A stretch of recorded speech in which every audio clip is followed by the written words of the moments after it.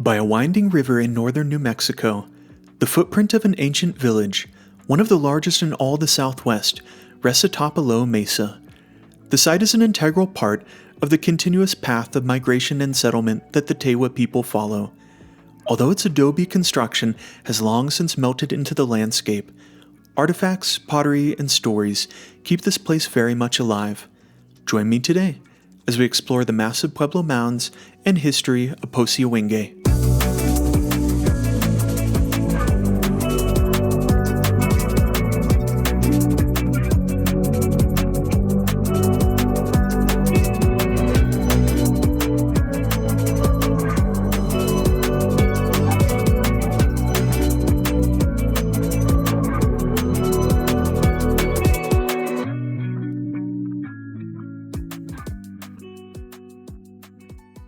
Posi was the largest of four pueblos, settled along the Ojo Caliente River, inhabited between the 13th to 16th centuries. Situated around 6,200 feet in elevation, the pueblo had over 2,000 rooms with multiple stories, making it one of the largest in all the Southwest. The village was constructed using adobe walls and timber vigas, arranged in a series of linear room blocks. While there are no standing walls to see, abundant pottery sherds are scattered throughout the mounds of the site. Several kiva depressions of various size pocket the ground. For perspective of just how massive this village is, Pueblo Bonito in Chaco Canyon has an estimated 650 rooms, compared to the perhaps 2,000 here. The name roughly translates to place of green bubbling springs and refers to the emerald color algae that grew on adjacent river cobbles. There is now a popular resort here where guests soak in the hot spring pools.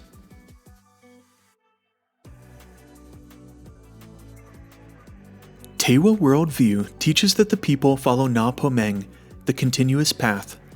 According to Oke Owingeh tradition, the people originated from a lake in southern Colorado and subsequently divided into two groups, the summer and winter people. Each group was instructed to journey southward in pursuit of the middle place, with summer people traveling west of the Rio Grande and winter people moving along the eastern side near the Sangre de Cristo Mountains. Importantly, a study comparing DNA of domesticated turkey from both the Mesa Verde region and Tewa heartland determined them to be virtually indistinguishable, suggesting that the migrating people took their turkeys south with them. After 12 designated stops, each marked by temporary settlement, both summer and winter people converged in the Rio Chama Valley. The newly arrived settlers built small villages along both the river courses and highland areas, beginning in the mid-13th century. Some of these villages contained upwards of 500 rooms, but most were smaller, between 30 to 100 rooms, likely housing multiple families. This pattern changed dramatically at the beginning of the Classic period, between 1350 to 1598, with a major transition in the size, density, and organization of residential settlement. The small villages were depopulated as people consolidated into fewer, much larger pueblos along the well-watered valley bottoms. Architectural and ceramic evidence suggests that the diverse, coalescing people came together at sites of unprecedented size and created a distinctly Tewa social and ceremonial organization. Here at Posi Owingeh, the community was unified under a moyodal system, where two groups alternated leadership by season, a distinguishing feature that set Tewa apart from other Pueblo people organized by clanship, and still practiced to this day. The rivers that Tewa people followed and settled are protected by the Avanyu, the horned serpent deity and guardian of the waters, whose curved body suggests a flowing river. In petroglyph inscriptions, the Avanyu can have one or two horns, with its tail terminating in a rattle or terraced cloud motif. Lightning will sometimes erupt from its mouth. The Avanyu is a common design seen in modern Tewa pottery, revering its importance in guarding the waters.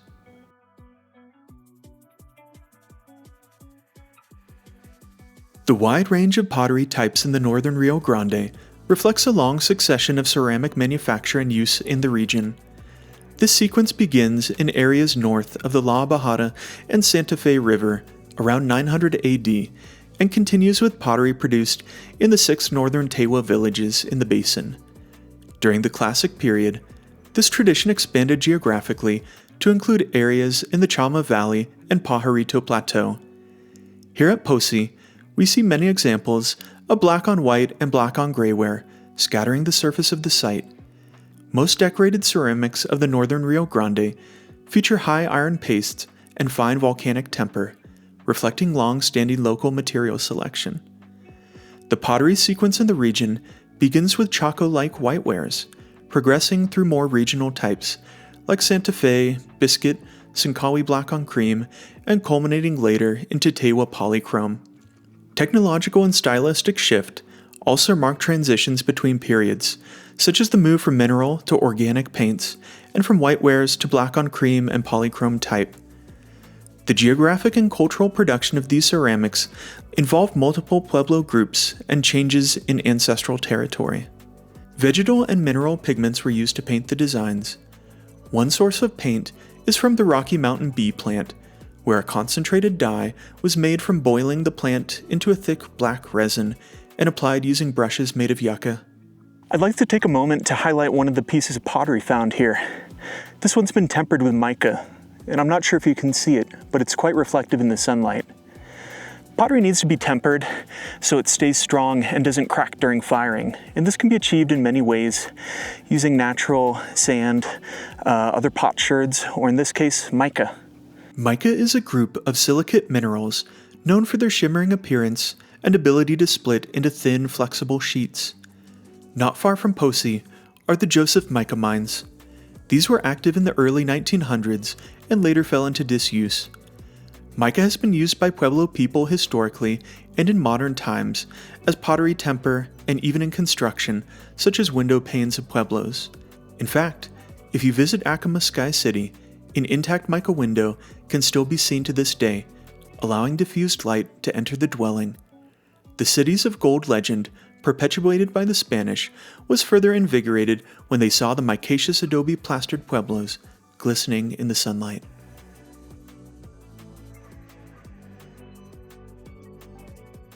In October 2024, I was able to hear a story of how a group of Tewa came to aid the people of First Mesa on Hopi, as told by Arthur Cruz from Owingeh Pueblo. Like Posi, Fiogi Pueblo was an ancestral Tewa site known as Home of the Flicker. The village is located at the base of Black Mesa, called Senwegi in Tewa, and now present-day Los Luceros. Hopi runners were sent out from First Mesa, asking for help in defending their village. The Tewa people of Fiogi acknowledged the request, yet were dealing with hardships of their own.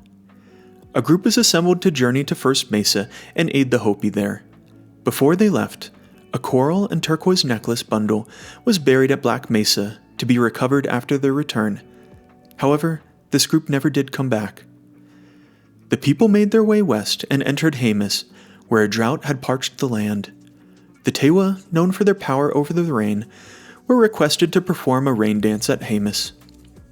This resulted not in rain, but ice and sleet.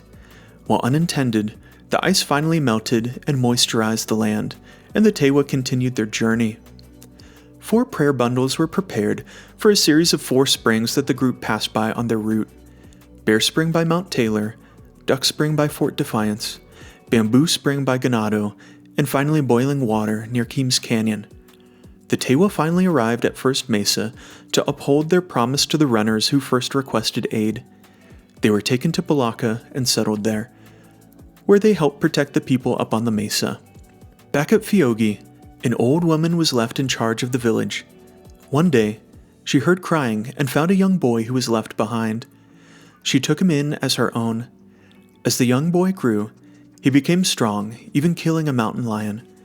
Yearning to find his family who left for Hopi, the old woman determined he was ready to go, and the boy followed the route of springs taken by the Tewa people before him. As he approached Keams Canyon, voices and laughter filled the air, the sound of women gathering water from the spring. He told them he was Tewa and looking for his family. They replied, "Your sisters are here," and celebrated their reunion. The boy eventually married and returned to Tewa land, now settling at San Ildefonso Pueblo, and the Tewa at Hopi were eventually moved up to the top of the mesa. I have included a link in the description to this full story as told by Arthur Cruz for those interested in hearing more. Thank you for watching, and if you enjoyed the video, subscribe to the channel to join me on the next one.